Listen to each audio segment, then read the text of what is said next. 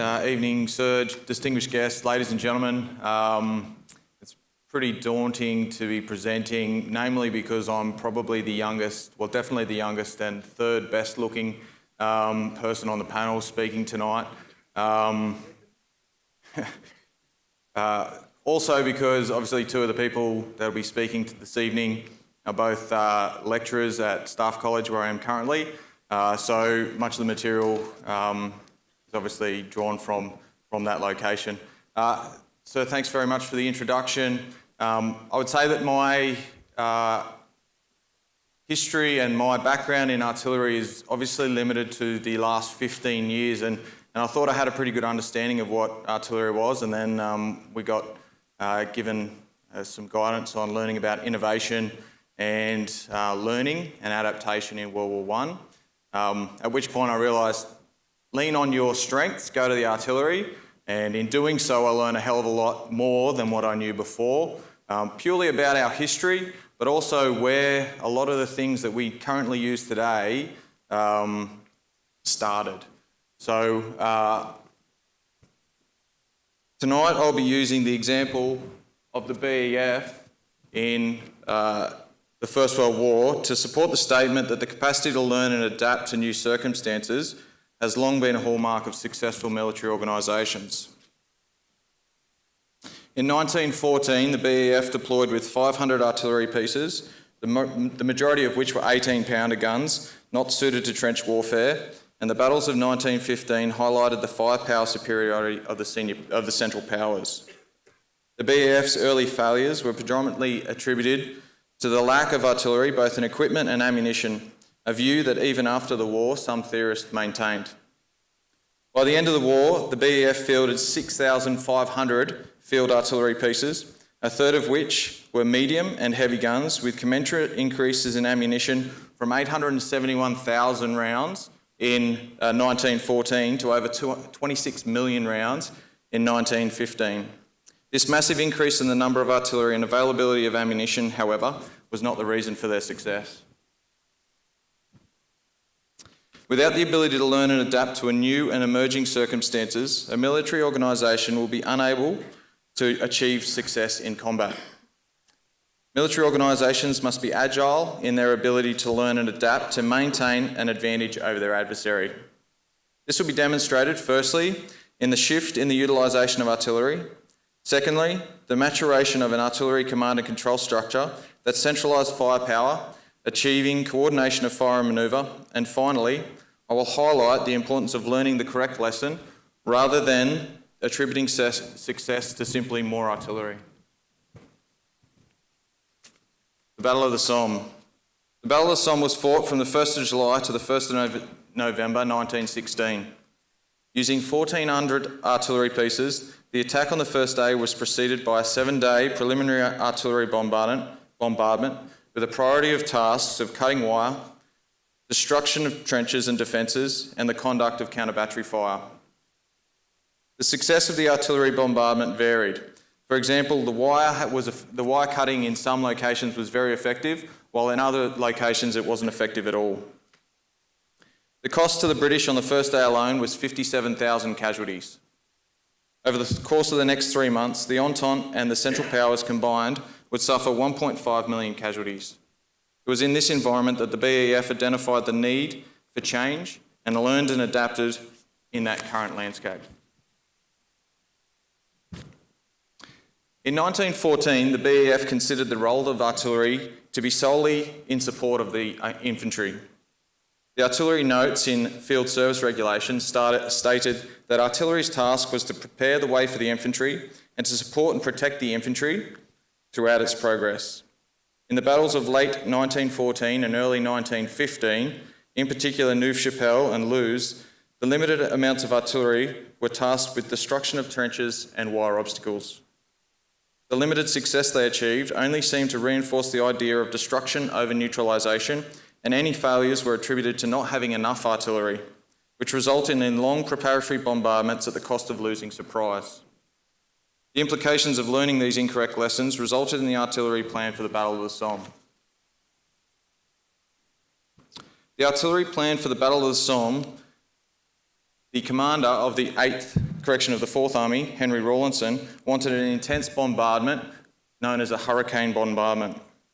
He wanted this just prior to the assault in order to cut the wire, cause as much destruction of the enemy defences and trenches, and maintain an element of surprise. Instead, as was described, they got a 7-day preparatory bombardment was preferred, and the reliance on artillery was to achieve that destruction of the German trenches over a long period of time. This reliance on artillery destruction resulted in the overall failure of the assault. The moderate success of some divisions, however, offered the opportunity to learn lessons. The moderate success I'm talking about is the success on the southern flank, which was attributed to a variety of reasons. However, the two that enabled the BEF to learn and reconsider their use of artillery was the neutralisation of German artillery just prior to the assault, and the divisional fire plans resembling something closer to a creeping barrage. Both of these capabilities allowed or forced the German artillery to reposition, and also allowed the infantry to assault those German defences whilst being provided neutralisation and support from the artillery. During the Somme campaign, the BEF learnt that the quote attributed to Pétain that artillery conquers and infantry occupies had limitations, and artillery could not simply be utilised to destroy. This was demonstrated in the utilisation of artillery in 1918. As described by Jackson Hughes in the attack on the Hindenburg Line, the attack in 1918 was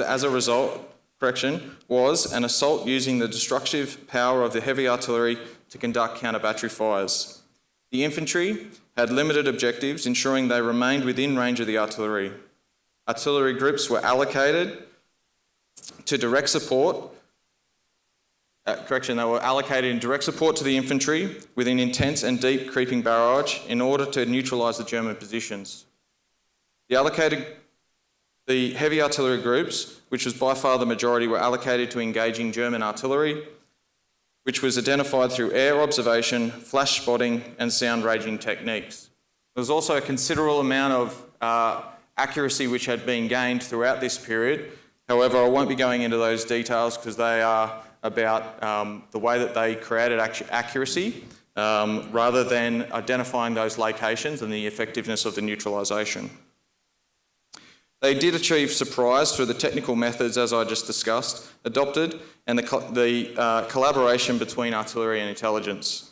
Importantly, the use of artillery to conquer and the infantry to occupy has shifted to a combined arms operation where artillery neutralised in order for infantry to close with and kill and capture the enemy.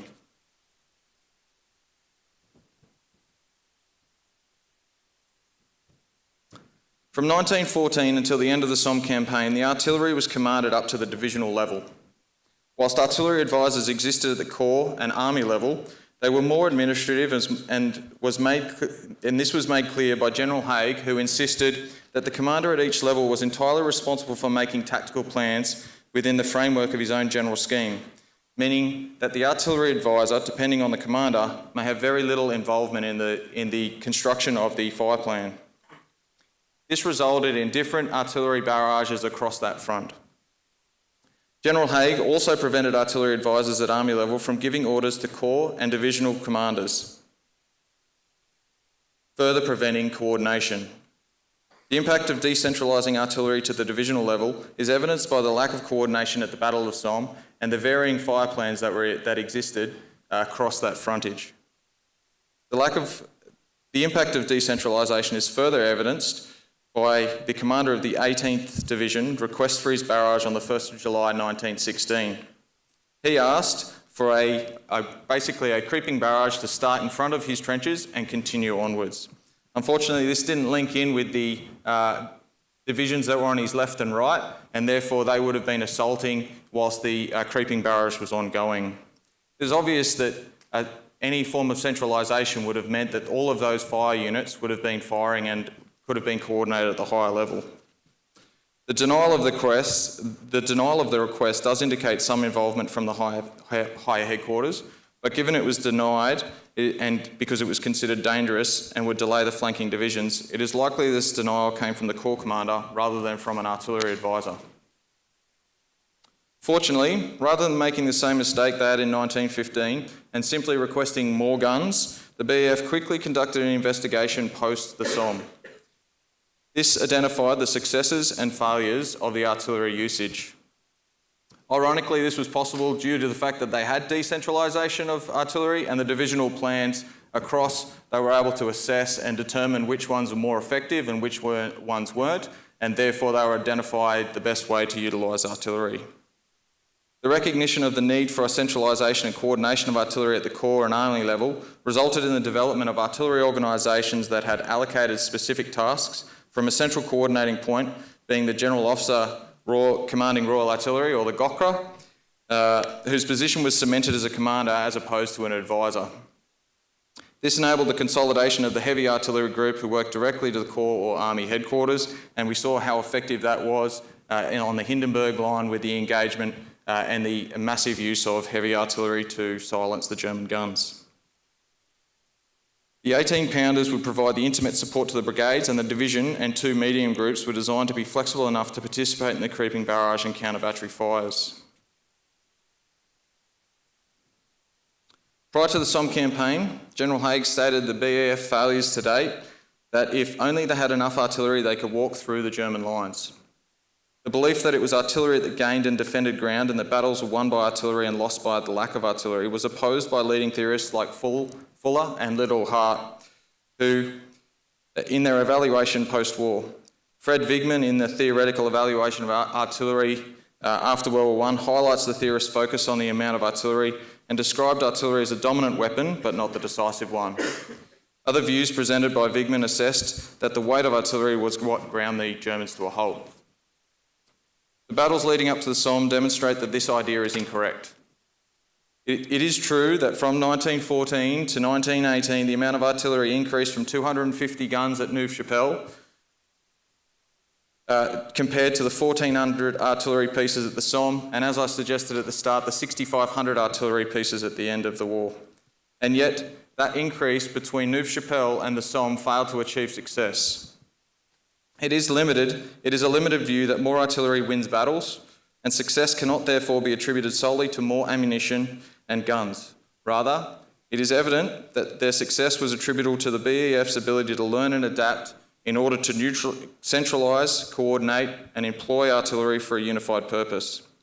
Haig, in 1918, understood that without centralisation and coordination, the issues he faced at the Battle of Somme that were attributed to poor use of artillery would have continued, but simply on a larger scale. It was through identifying and learning from their failures, the BEF was able to successfully identify new roles and strategies for artillery to better use their resources on the Western Front in 1918.